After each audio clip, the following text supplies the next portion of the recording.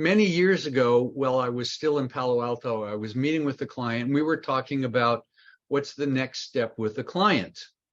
And, this has happened. And I said, well, it's sort of like your client is on first base. You've gotten his attention and now you've got to get him on second base.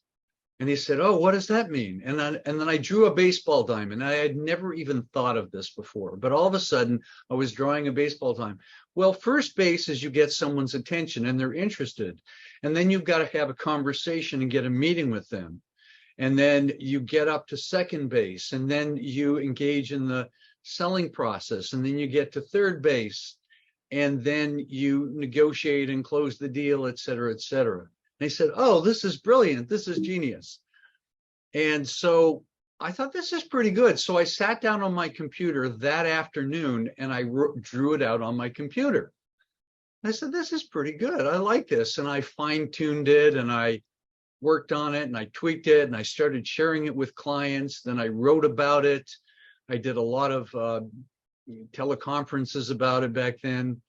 And then a few years ago, I wrote a book about it called Marketing Ball. Now, this book I really haven't promoted. It hasn't been in wide distribution, but I gave it away as a bonus to join the More Clients Club a few years ago.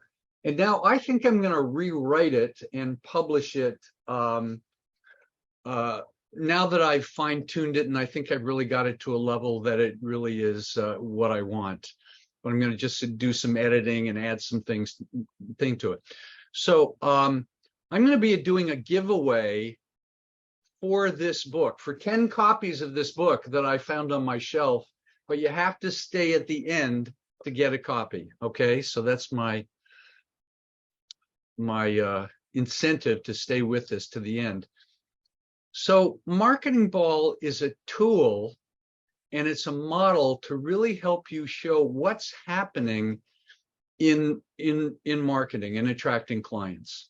And the baseball model is apt because in baseball, there are four main activities, and that's throwing, catching, hitting, and running. And if you look down on a baseball field, you're going to see a lot of people throwing, catching, hitting, and running, and all this kind of stuff is happening. So I want you to imagine that if you take two teams of 9 people and you train them in all the skills of throwing, catching, hitting, and running, and they really know how to throw, catch, hit, and run, and then you say, get out on the baseball field and play ball, would you have a baseball game? Well, you really wouldn't have a baseball game because they wouldn't know what the rules are. They wouldn't know what the structure is. They wouldn't know when to hit or when to catch or, nothing. They would have the skills and abilities. And that's a lot like marketing. People know how to talk to people. People know how to write stuff. People know how to interact with people, all these kinds of things that you do with marketing your services. But what's missing is a structure, a game to move around the bases so you connect with someone. Then what do you do? And this is what I've been coaching people on and training people on for 38 years. What do you do next? What's the next step? What are the other possibilities to get around the bases, so to speak? So that's what Marketing Ball is about. It's a structure, and it's also learning those skills of knowing what to ask and what to say and what materials to give at the right time, et cetera, et cetera. So without further ado, let's look at the Marketing Ball model.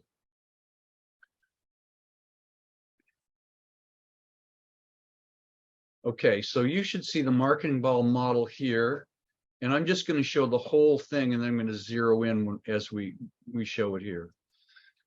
So just an overview at the bottom, that's in the clubhouse where you're developing your marketing materials and your message before you can play.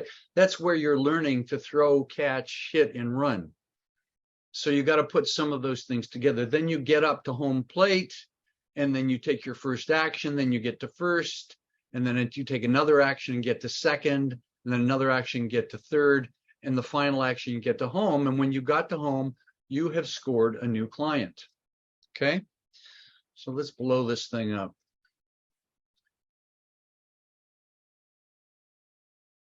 So here you are in the clubhouse or the training room, the training field, and this is about your marketing message and also your materials. And before you can really play the game, you have to put those in place. So the first thing is, who are your ideal clients? You got to do some thinking about that and do some research on who they are and why is this a good client for you, because you use that in your message. I work with these kinds of businesses that have these kinds of problems and issues, right? So you got to know, who are your ideal clients. Then the next is, what is your ultimate outcome? What is the main primary ultimate result that you produce for your clients? How do you help them? And that's what gets people's attention. And if you don't have something that gets people's attention, marketing is just, stillborn. Nothing will happen. And then we have a thing called the treble hook, which comes from Mark Thompson, by the way. He says, I don't just use the message, here's how I help you. I tell a potential client, here are 3 problems that my clients find are problems to them. Let me know if one of these problems are issues for you. And then he gives the treble hook. And the treble hook is, for me, it's like, you're not good at getting the attention of your prospective clients. And as a result, you're not getting many meetings, etc. So you have 3 main things. And if you use your treble hook and know how to design a good treble hook and have a conversation with a good prospect, you can immediately know if they're interested in knowing more and willing to play the game. So it's using the ultimate outcome in treble hook that hits it from home base and gets you to first base. And another piece that I like to have people develop before they even start to play the game and reach out and connect and communicate is a services information page. The services information page is one page on your website that answers all the questions a prospective client has about your business. What it is and how it works and what's the structure and what results you can expect.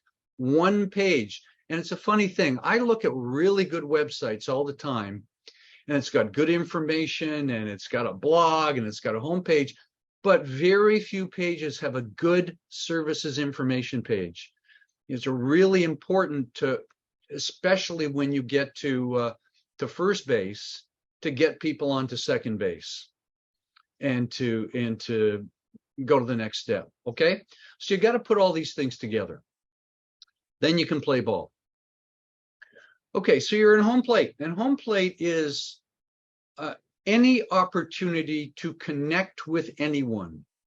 And so that can be so many different things. You can reach out to people by email. You meet someone at a networking event. You connect with people on LinkedIn. There are so many different ways. You do a talk to a professional group, and then you follow up with people. So there's so many opportunities for initial conversation.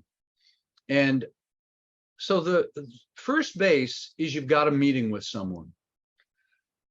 Now, in baseball, getting on first base is really where the most exciting part of baseball happens. That's when the batter gets up to the plate and the pitcher throws him a ball and he hits it, and he might get a home run, but it's much more likely he'll get a base hit or get to second base, right? That's the exciting first part of baseball, the number of pitches, the number of hits, the number of balls, etc. So it's the same with marketing ball. The exciting part, the difficult part, the part that people struggle with is hitting it so you get to first base. And you do that through communication. So let's look at these words. So this is the outreach process, the connection, the process that gets you on first base. So you start with, who is the person that you're going to connect with and hit the ball with? Who is your target person? So you've thought, well, I know who my particular clients are. For me, they're self-employed professionals like consultants, coaches, and trainers. Yours are different, right? So you know the category, but who is a particular one that you can communicate with? See, what most people do is instead of playing ball, they know who their ideal clients are and they wait for people to call them, which doesn't work too well if you're not out there. So you think, well, of all the people in my network on LinkedIn, the past clients I've worked with, anybody that I have a connection with, who is someone that I want to get a conversation with that could possibly turn into a client? Now, there's other types of targets as well. Another type of target to get a meeting with is anyone in your network who could lead you to someone, who could give you an idea, a resources, a connection, some possibility that would move the marketing ball game forward. If you're not talking to people, stuff is not happening in your business. It's when you're talking to people and exploring ideas and saying, here's what I do and here's what I'm looking for, that things start to happen. So you got to pick someone. What I usually suggest if you're just starting this, pick people that are safe, people that you know, past clients that you've had a good relationship with, people that you know in your network, to simply share what you have. Now, something to remember as a background to all of this, I've said this a million times, people do not know what you do. If you ask 10 of your friends, tell me what I do, only about 2 of them could articulate clearly what your message is. So, if you're not getting out there and communicating your value, nothing is happening. So we've targeted someone to talk to. We want to have a conversation. Now we're going to do outreach. So the outreach that I recommend as a starting point is send an email to somebody you know and ask for a meeting. Hey, I've been thinking of you. You've heard this on my other programs, some of you. I've been thinking of you. I have some ideas I'd love to share, and I'd love to know what you're up to these days. Do you have time to talk for a few minutes? Let's get together. Here's my Zoom link, etc. So there's a lot of different possibilities here. I'm working with a client with all kinds of outreach, using letters, using people that they don't know, connecting through different people. There's all kinds of ways, but email is a place to start. So you write an email, and you in the email, you invite them to have a meeting with you. Be direct, be simple. I'd love to meet with you and talk. And then as a result of that, you get the meeting and you are on first base. So that's a big accomplishment for some people. When people are trying to get meetings, often it's like, well, I haven't had a meeting with a new person in 6 months. We teach people what to say and how to do it, and all of a sudden they've got 3, 4, 5 meetings a week with people, and they start to communicate with people and possibilities start to open up. So getting a lot of meetings with a lot of good people is where we start Marketing Ball. Okay, now you're on first base. So the big question is, well, I wouldn't know what to say once I get onto first base. Do I sell? Do I talk, ask them questions? What happens? Well, first, you just make a human connection. And in this case, this is someone you already have some connection with. We're not going to go into how this works with people that are complete strangers, but you play Marketing Ball with complete strangers as well. It's a little more difficult, but it's the same process. So you make a connection. You say, hey, I've been thinking of you and what's up in your business. I'm doing some exciting things. I wanted to chat with you.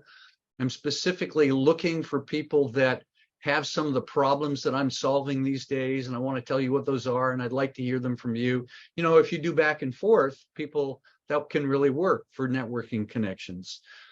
So then you get into your exploration and explanation of what you're doing at some point. So this, when you say, well, this is what I do, and then you use your treble hook, the clients that get value from my work have one or more of these problems. And you say them concisely and clearly, and they say, yeah, I know somebody. Here's someone you should connect with. But also, let's say you're following up with a past client or a prospective client from a lead or a follow-up, and you use your treble hook, and they say, are any of those on your radar right now? Any of those issues for you right now? And you say, and then they say, yeah, number 2, that really is an issue. And then you say, tell me about that. Why is that an issue for you? And you start having a bit of a conversation. What you're doing in this baseline between first and second is sometimes you're networking and looking at possibilities. But if it's a potential client, essentially you're qualifying. You're seeing if, yeah, I got some issues with that. I'm interested in that. Tell me more about that. So you're getting people's attention. So if that happens, then you invite them to meet with you for a more in-depth conversation. You say something like, hey, yeah, is this something you would like to explore in more depth? Because this is exactly the kind of thing that I can help you with. And they will often say, yeah, I'd be open to that. Because notice you haven't been pushing a service on them, saying, I want to tell you all about my service. No, it's all about ideas. It's about an outcome and problems. You keep it simple, and people understand you, and they want to know more. So you set up a time and to meet in a few days or a week or two, like that. And then you take a very important next step, and nobody does this. I promise you, nobody does this. And it's one of the most powerful things I discovered for converting prospective clients into paying clients. You say, what I'd like to do before we meet, I'm going to send you to a page on my website with more information, my services information page about this particular service. And I'd like you to read that before we meet. Can you do that? It'll take you about 5 minutes. And most people will say yes. And before I meet that day or the day before, I'll send another email, say, hey, I look forward to meeting with you tomorrow. Make sure, if you haven't already, to read my services information page, because it will make the meeting much more productive and faster. And then you'll have some questions you can ask me about what I do. And I really want to get on second base with a client. And a second base is I'm now ready to explore and see if I can help that person or not, which is very different than first base, which I just want to connect and see if there's some possibilities. But now, so I get a lot of people on second base. In the last month, I've gotten 17 people on second base, had conversations with them about my upcoming program, just using this process. And so now they are ready to talk. They're interested in what you have to offer. And they also know quite a bit about what you do because you've answered all the questions about what you do. Okay, so now you get on the call. And so this is your second call. And this is what I call a strategy session. That's what second base is. You can call it whatever it's whatever you want, but it's an exploration, it's a selling conversation, but I like to call it a strategy session. So there are 3 main things that you talk about during a strategy session, and none of them include talking about what you offer. The first 3 things: situation, challenges, and goals. Because I just like to keep it really relaxed. So I say, so as I understand it, you're looking at my program. And they go, yeah. But first, I just want to know about you and your business, because I don't know if this program is for you or not. So I disarm them. It's like, I'm not going to say, let me tell you all about the program and how great it is and blah, blah. None of that. Low pressure. So and most of the conversation is about this first one. I just want to understand their business. What do they do? How long have they been doing it? How did they get into their business? What kind of success have they had? What kind of marketing they do? How does their marketing work? How successful has it been? Everything, and I don't have all these questions written out. I just am curious, and I want to know, what is your business? And I want to get to the point where I think, yeah, this is somebody that I think I really can help, or not. If not, it's like, okay, this is not for you. And then after a certain point of talking about their situation, I say, well, tell me, what are your biggest challenges right now? Why are we here? You responded because you're interested in attracting clients. What's your issue about attracting clients? And then they tell me all about that. Well, I'm really having a hard time getting in front of people. I get in front of people, but the conversations don't go anywhere. The conversations do go somewhere, but I can't close. and I haven't had a new client in 2 or 3 months or 6 months or a year. That happens. And I just don't have a plan. And so I really get a sense that they do have a plan. They have a need. See, if they don't have a need, then that's somebody I can't really help right now. So I find out what their challenges are, and then I find out, what are your goals? What do you want to accomplish? If I worked with you, or if you did this program, and that's before I've talked about the program at all, but I know they've read about it. So before, what's important to you? What do you want? Where would you like to be? How much money would you like to be making? Who are the kind of clients you'd like to be attracting? When people are talking about their goals, they start to get excited about their business. When people are looking into the future, it triggers a different part in your brain of possibility, of new possibility. And none of this looks manipulative or anything. I'm just having a conversation. It's a natural conversation. Situation, challenges, and goals. And then at that point, I say, based on all of this, I really think I can help you. I think this course would be a good fit for you, I think. But before we get into that, tell me, what questions do you have about the program? So I don't do any kind of pitch. What questions do you have the program? And usually, because they've read the services information page, then they usually have 2 or 3 or 4 good questions. So tell me a little bit more about the structure, and will we cover this? And do you think I'm a good fit? Do you have clients in it like that? These are sincere questions, and they're trying to see if this is right for them. So then I answer those questions, sometimes briefly, sometimes at length, depending what the question is. And then we get to a point where they are pretty close to saying, yeah, this is right for me. So then I ask them a question. And then I say, based on everything we've said and talked about, do you think this program would be a right fit for you? Do you think this would help you achieve your goals? And it's important that you don't ask this question too soon. You just want to make sure that, you understand them, they understand you, and whatever service it is you're offering. And usually the answer for me is, yeah, it sounds great. Sounds really great. And you don't get that when you're pitching people and not listening to them. When you really listen to people, which is the most important aspect of selling, they feel that you care, and you do.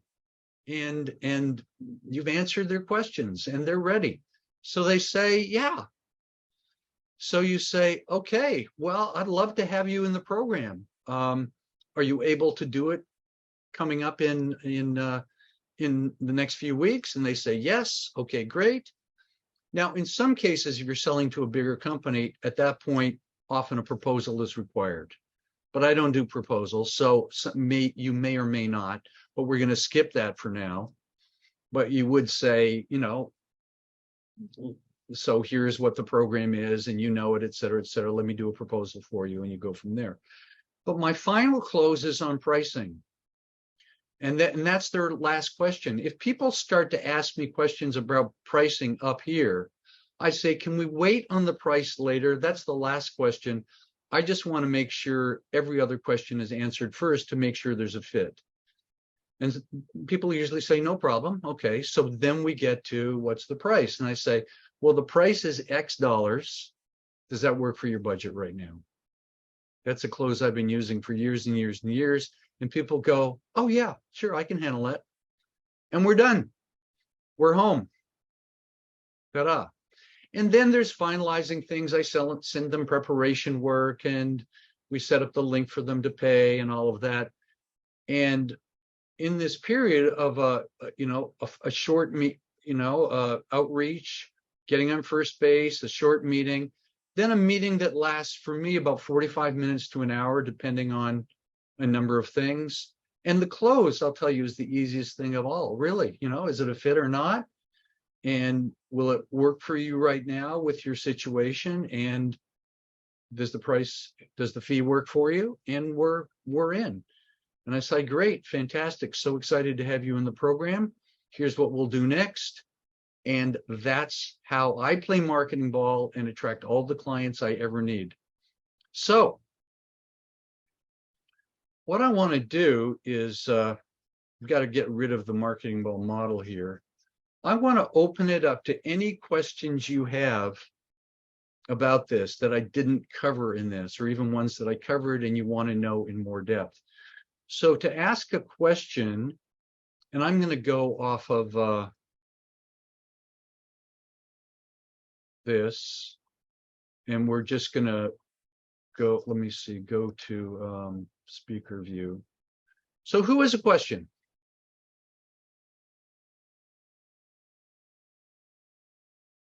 And if you want to, you can go to the bottom to reactions, click on reaction and raise hand, and then I'll see your hand at the top. So I've got a few people, and that's how we do it.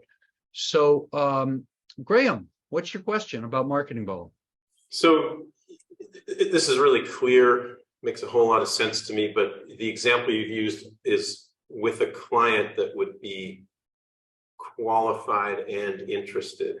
Yes. And I guess what I'm curious about are the various off-ramps. I mean, presumably if they're not interested, I guess they're just going to say I'm not interested, but the off-ramps you might take when you start to realize that maybe this isn't a good fit for you, they're not a good fit for you. Yeah, well, let's say they're really a prospective client as opposed to a networking contact, right? So I'm asking them questions, and I find out that they sell widgets and they're not a self-employed professional.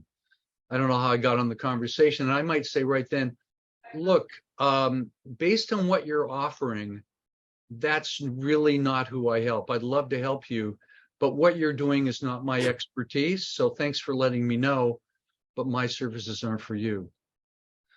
See, I never close unless I'm pretty sure that they're going to say yes. And if I try to say, you know, pressure through or something like that, that's a waste of time.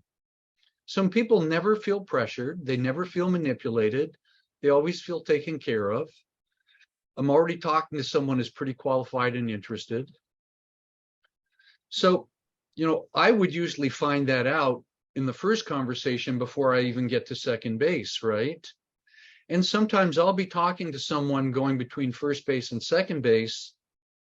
Maybe it's a past client. I say, I just want to let you know what I'm up to right now and the things I'm doing and things I'm doing are different. And I use my ultimate outcome, my treble hook. And they say, you know, are any of those on your radar or people that you know? And then you say, you know, that second one. And all of a sudden I discover that they weren't just a networking contact, but a potential client. And then we get the meeting and go from there.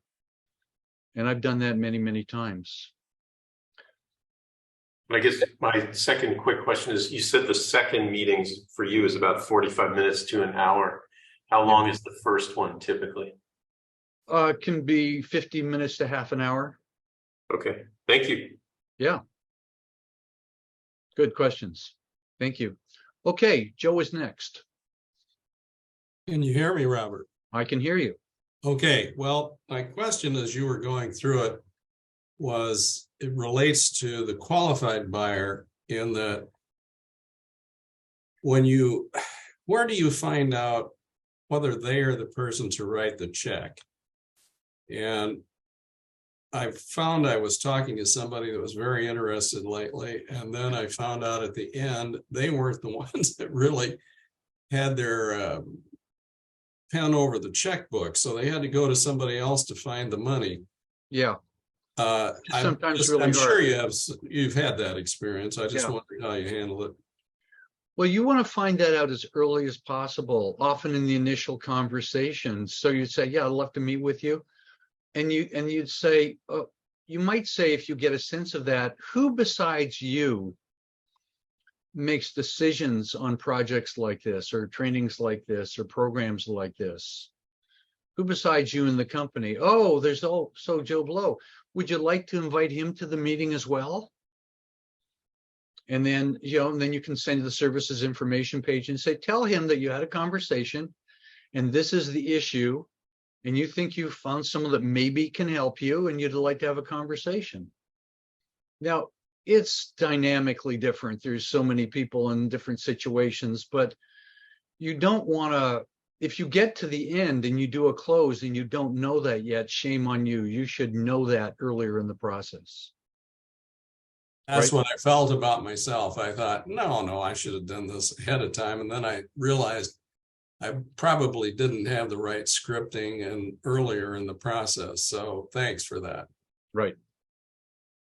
Okay, good. Thank you. Okay, next is Sarah Jane. Hi. Hi. So when you're at a networking meeting, like a Chamber of Commerce meeting, Yes. can you start at step one, or you always have to start at home base? Well, step one would be like asking for a meeting. So, well, usually in a networking event, people are sharing what they do. And you ask them what they do and you tell them what you do. So, you know, you have a particular hook that I know you used to use, which is I work with people who have an abrasive boss or something like that, right? Right. Someone says, oh, wow, yes, we have a really abrasive boss. And I say, is that really an issue for you? And they say, yes. You know, and then you say, you know, I'd love to chat with you about that further. Are you open to that? You know, because that's what I do. That my expertise is working with people who have abrasive bosses and help them be less abrasive, and also help people work with abrasive bosses if whatever you say.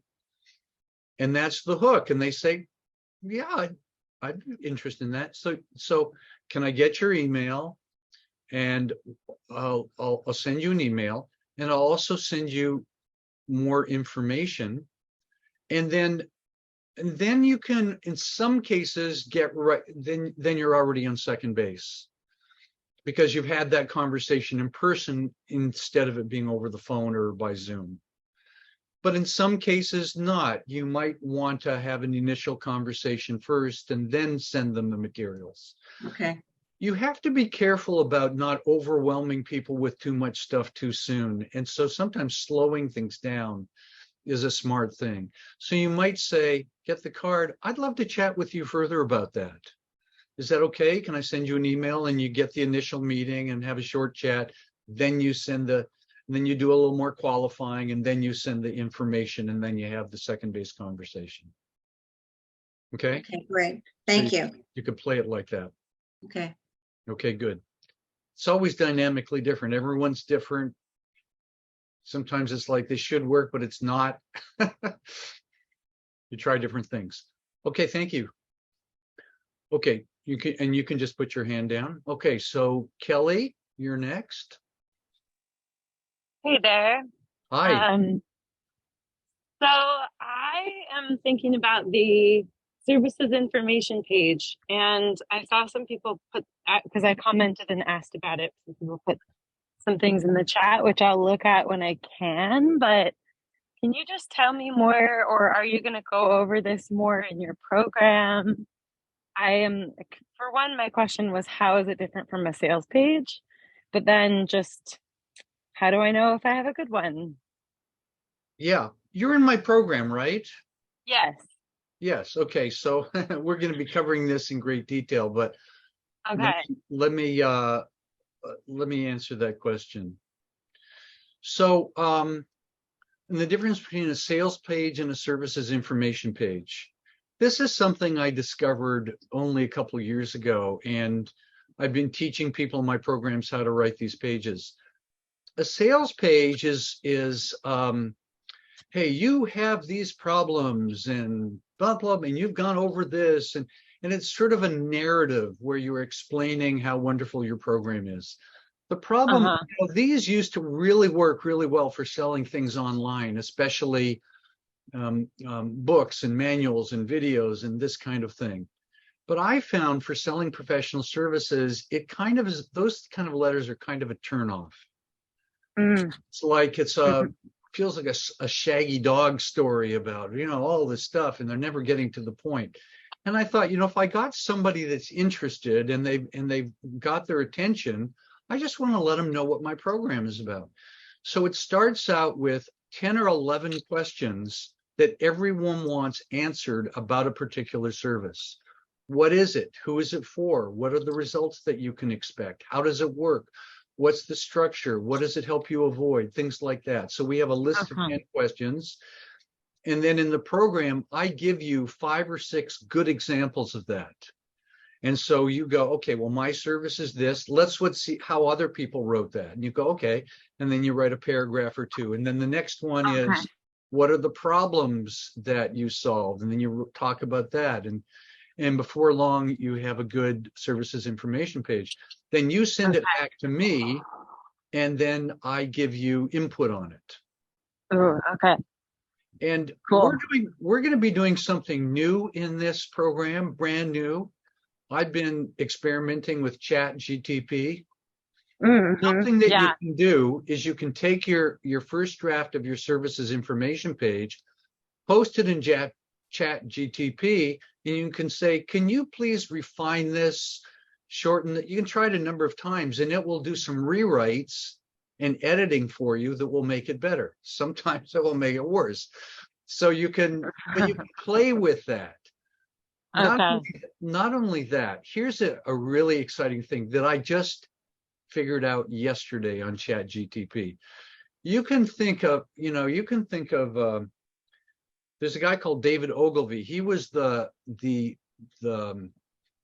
guru of direct response marketing. He was brilliant. So you could say, rewrite my services information page in the voice of David Ogilvy. Oh. No freaking kidding. Oh, you want to be really fancy? Write it in the voice of Shakespeare or Oscar Wilde. Or now you probably wouldn't want to use that. It would be a little weird. No. But yeah. You can try different things. So you say, I want it a little more straightforward and less rambling. ChatGTP will do that for you. It's an astonishing tool for editing and writing and generating ideas. So okay. We're going to be experimenting and having fun, and a lot of laughs about that because it's really fun and it's also can be funny. Does ChatGPT, is that free? Is that something you go to chatgpt.com and get into? How do you get into ChatGPT? Yeah, I've never done it. OpenAI.chat, I think it is, or you can search for it a few different ways, and you find the site, and then you become a member, and it's free. Okay. Now they have a $20 a month membership. They say, ChatGPT is often not accessible.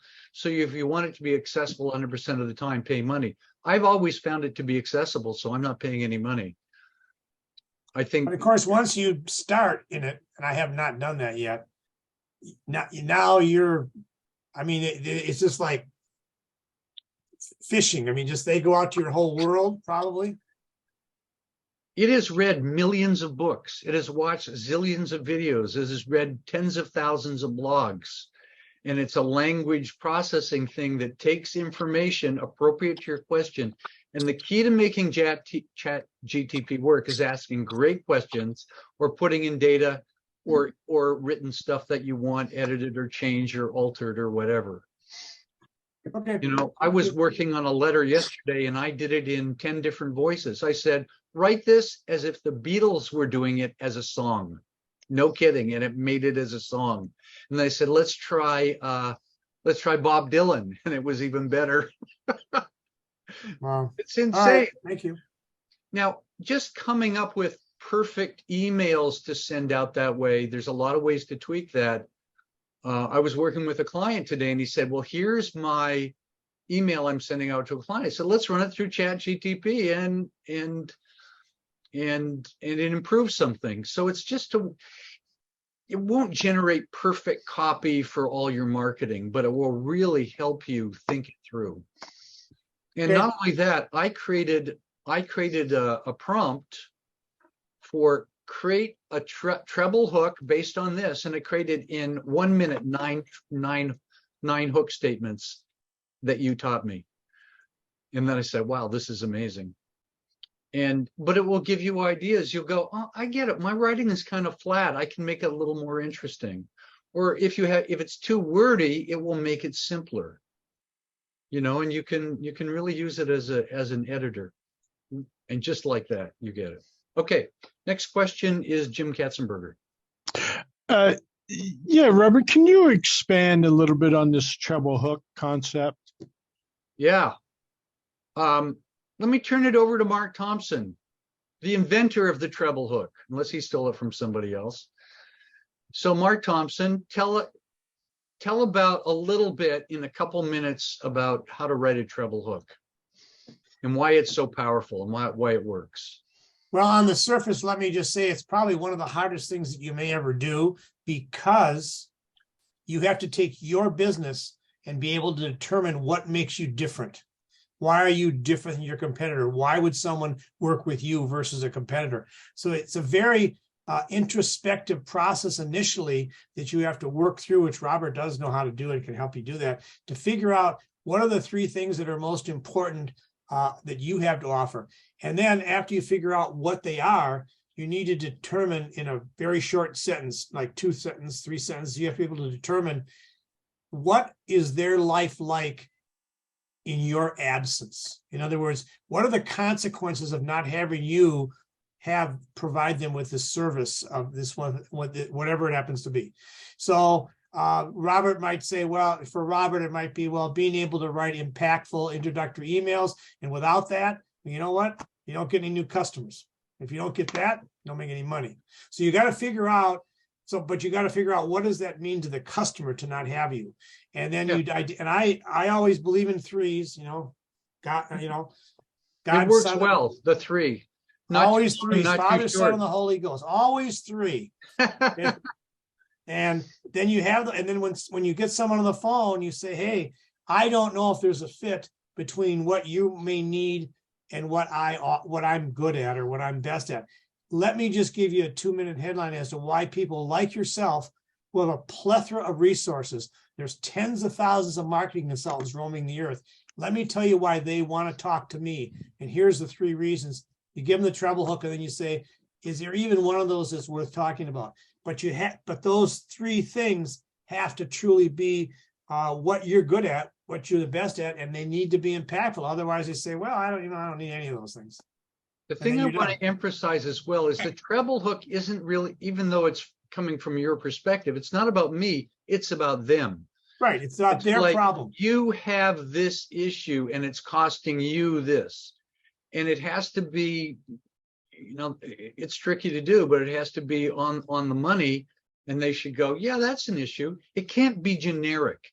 So would you be so kind, Mark, to give us your actual treble hook that you're using these days? Sure.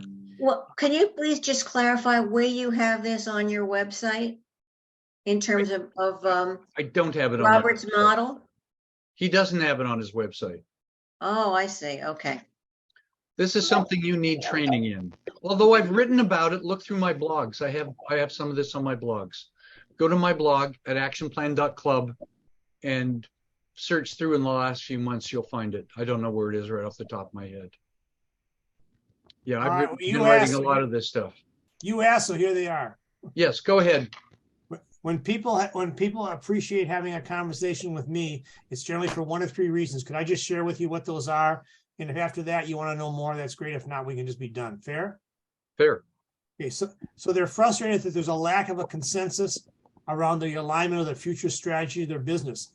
This usually shows up in either incremental growth or no growth at all. Secondly, they're sick and tired of having too many yeses by chasing too many shiny objects. They don't have a strategic filter, and this usually shows up in budgeting meetings when everybody's out trying to get their hands on the money and fund their individual projects.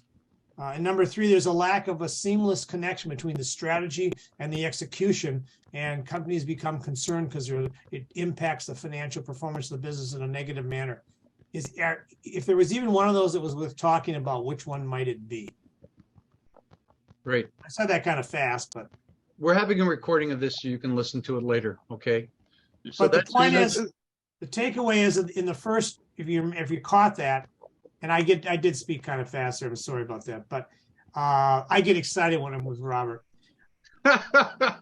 There was a word of emotion They're frustrated, they're sick and tired, they're concerned. So you try to tap into their emotional motivators about why they're, this is something that's causing them some emotional distress.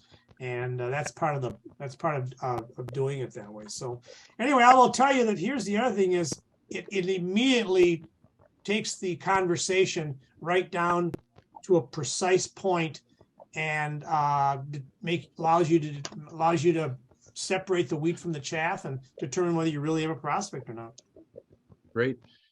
And one other thing I want to say is you craft this, you write it out, you say it out loud, you practice it with your wife, with your dog, whoever, just until you feel comfortable saying it. And it's like, am I on point? Is it short? Is it sweet? Is it hit the pain point?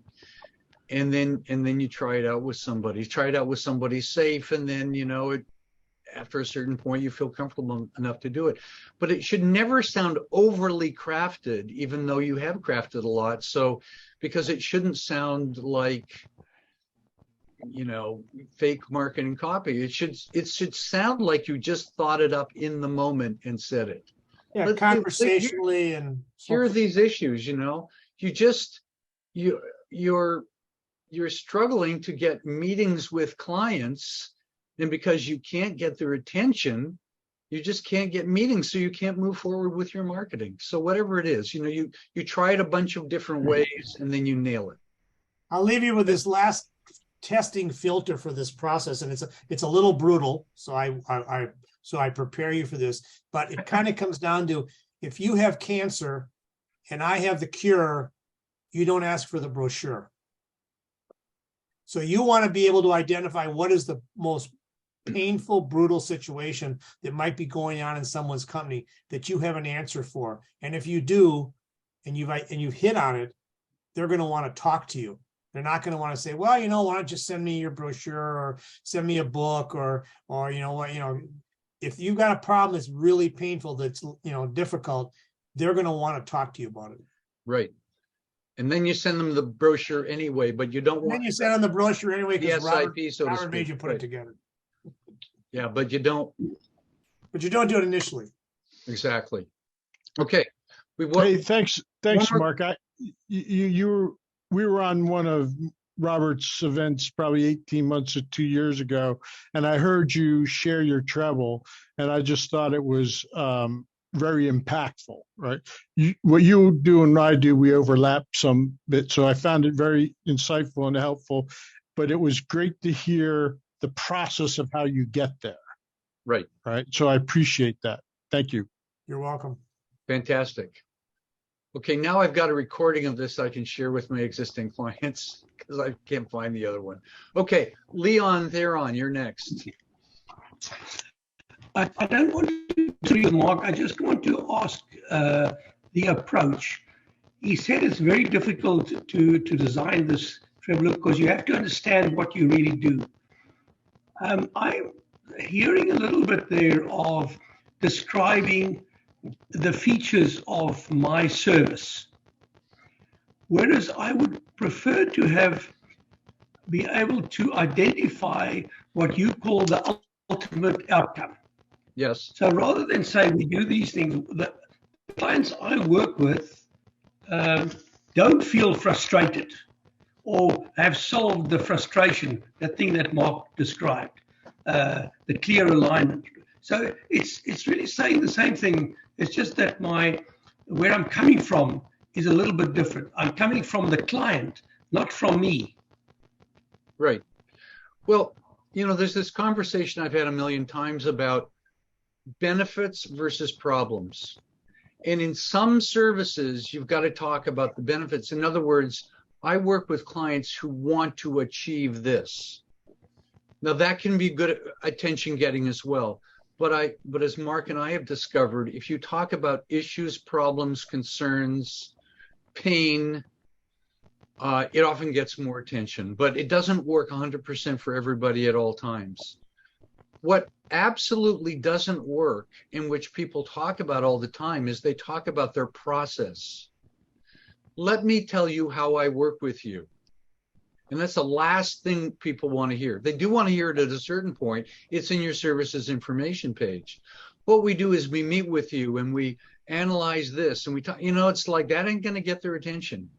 It's a big benefit or a big problem or problems that get their attention and make them want to talk with you. Make Say sense? one other thing there about that to you, Leon, and this is an old sales story. So for anybody who heard it, I apologize. You know the joke about the guy that goes into the hardware store to buy the drill bit, that goes into the drill. Yes. He's not really going in there to buy the drill bit. He's going in there because he wants the hole. Right. So the people don't really care about your stuff. What they care about is what your stuff will do for them. And then also what the consequences they will have in the absence of your stuff. So most salespeople, I mean, even though they've been through 1 million hours of sales training, they talk about their features, and the customer, the really good salespeople don't, but they don't. Customers don't care about your features or your stuff. They care about what they're going to get from it. What's in it for me, or however you want to say it. So going Hopefully back that helps to Marketing Ball, just to underline all of this. All of this happens from home to first. This is why it's such a vital thing, and it takes a lot of work and thought. The thing is that I bump into all the time is people are afraid to reach out. It's like asking them to stand in front of a crowd of 1,000 people naked. It's terrifying to people. That's why, or doing something really complicated. So it takes some thinking, it takes some crafting, it takes some practice until people can get to a point. And even then your heart is beating as you're having this conversation. No, actually it's not between first and second. It's between, home and first. It's between first and second, where you have that conversation, where you use your treble hook, you use your whatever, and you have the conversation that will lead you to a conversation here. And when you get good at that and you practice it, you become deadly. I.e., when Mark has this conversation with people, a large percentage of those people want to meet with him. And he knows there's a very good, and until I meet with them, I have no chance of getting the client. If they say, well, I'm not really interested right now, and you say, I'll get back to you sometime, the chances of that ever happening is practically zero, because you haven't engaged them with that question. So notice that this is uphill to first, uphill to second, but from second to third and third to home is downhill. This part is the easy part of the process. Getting up to second is that takes some real thinking and practice until you really feel comfortable with it. Okay, do we have any other questions about anything, any other part of Marketing Ball? No more about the treble hook. We've covered enough on that. Robert, I just would like to make a comment. This is Marlo Allenbright. Hi. And I always appreciate these calls. They're just so awesome. And so what inspired me from this was two things: that remember that there's 9 innings in a baseball game. Right. So getting to home is not the end. It's time for the next pitch. And the other thing is the saying, keep your eye on the ball. So just those two. Yeah. Look, like anything, it takes time to learn this, practice, and master it. I think of gymnastics, and you see these young women and men, tumbling and doing all these things. And we forget that they had not dozens of hours of practice, not hundreds of hours of practice, but thousands of hours of practice. Every day they practice gymnastics every day. You too. Thank you. If they want to get to the Olympics, right? The good news is this is not as hard as gymnastics. They don't have to get to the Olympics. You just have to be reasonably good at it, and you can make it work. Okay, Graham. Hi, Robert. I think tonight has been really helpful because of the framework and the simplification of it. I think one of the things that has really taught me is that I need 3 really good questions for each state, for each little stage. And they can be quite generic questions in a way, but it's the explore function as you get to know how you can serve a potential client. So Right. I think my next step is to right, what are the 3 killer questions? I probably wouldn't ask 3, but just having at least more than one, just to be able to supplement it and then get them into my Right. my Exactly. sort of- So good. Thank you, Graham. Now, I saw Jim Smith with his hand in the air. Or did you have a question, Jim? Or a comment? Well, 2 things. Number one, I don't know how many of you are aware of the fact that Zoom's recent iteration automatically puts your icon up when you put your hand up, right? If I raise my hand in the air, the icon just shows up. Really? Yes. It's not doing it right now. Oh, there it is. I It see just hand. did it because I did not do that. It did it by itself. If you hold your hand up, I actually did have a question at one time. Somebody else asked it, but it's just fascinating because I'm very animated, and so my hand's always going up in sessions, right? It doesn't work 100%. Audrey's trying it. It's not working for her. So whatever. Well, you might not have the most recent version. It also doesn't work as well with Blur.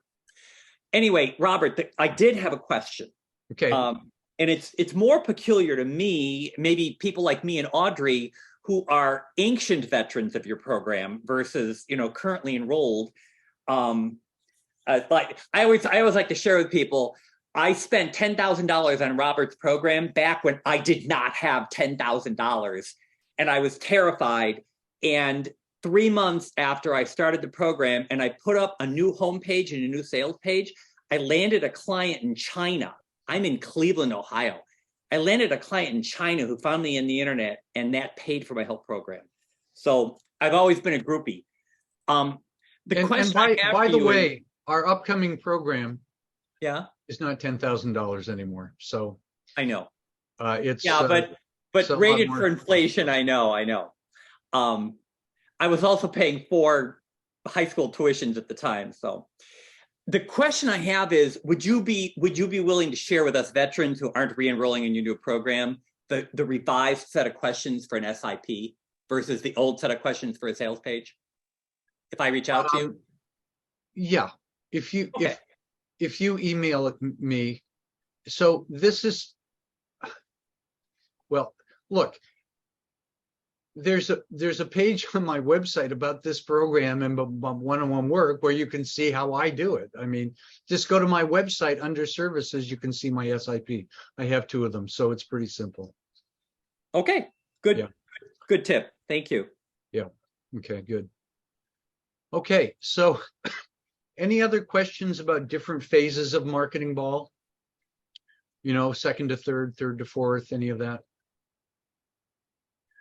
Okay, well, we might be done. Oh my God. We've broken a record of doing a shorter program, which is nice. And now I can have other urgent things to do regarding the power being out. Go for a swim in the river. Go for a swim in the river. Go for a swim in the river. That's a perfect idea. Oh my God. Robert, one more baseball analogy. Casey Stengel. Sometimes you win, sometimes you lose, sometimes you get rained out. Yeah, that's right. That's a really important point that you make. You will not win any particular round of Marketing Ball at any given time. You won't, but you will increase your chances. Your batting average and your hit average and your home run average will go up. Oh, a couple other things. I love I'm just crazy about analogies of all sorts. When you start to play Marketing Ball, your goal is to get on first. We want to say a message that people go, oh my God, you do that? That's amazing. I have $500,000 lying around. Could we start tomorrow? That would be a home run. I don't know anybody that's happened with. It's not going to happen for you. Relax, chill out.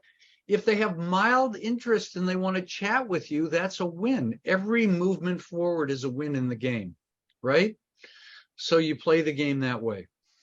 Okay, so we're gonna, a couple other things I'm gonna wrap up. I'm gonna do my drawing. So we have a program coming up where we're gonna get into this in depth and help you develop all these things and get you out there and keep you accountable and all this kind of stuff. So there might be a holdout on this call that might be interested in the program. If you are, send me an email, action@actionplan.com, and say you'd like to chat. And if that's the case, we go up to second base and I'll ask you about your business and what the deal is and see if I can help you or not. Okay.